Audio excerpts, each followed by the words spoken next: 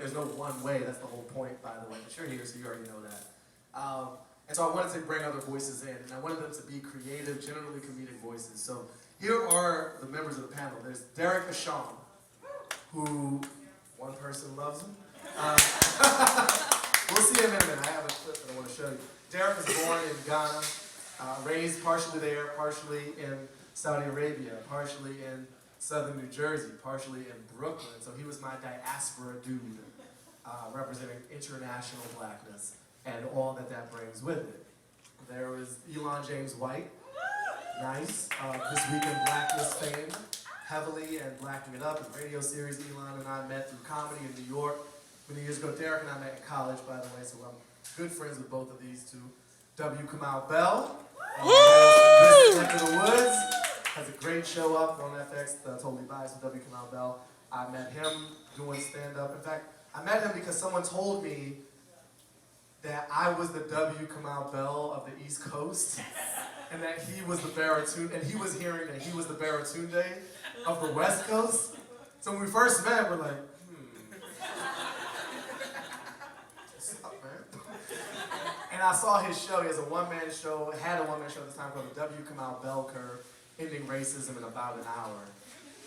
He had a great hook, which was if you brought a friend of a different race to the show, you got it in half off. I love the commitment, you know? Like he was willing to leave money on the table to encourage a level of diversity. You know, that was great. So I saw his show at the New York Fringe Festival, and we became fast friends. Cheryl Conti, who's right over here.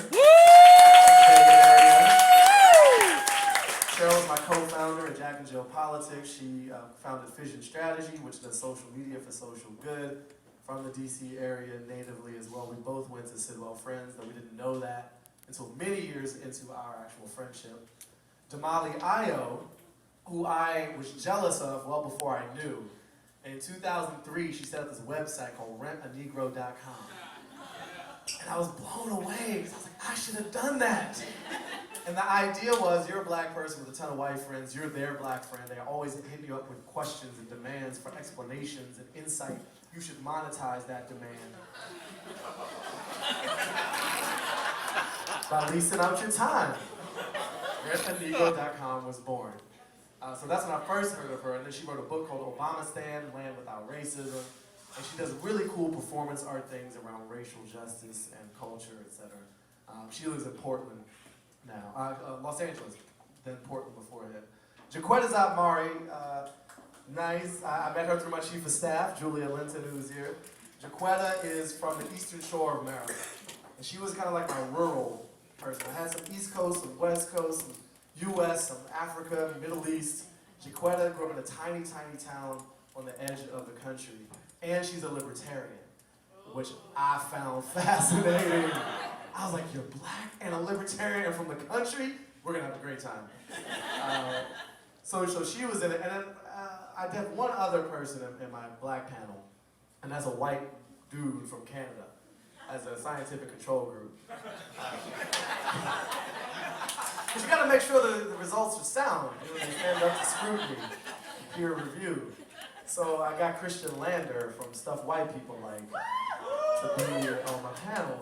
Christian and I met at an internet conference called ROFLCon, ROFLs, and Rolling the Floor Laughing, and we were on a panel called Race and the Internet, and we just instantly hit it off, and we were riffing back and forth, and people said, you should have a TV show together. And so I did the thing I could control, was just put him in my book. And we did a wonderful job, and I really wanted to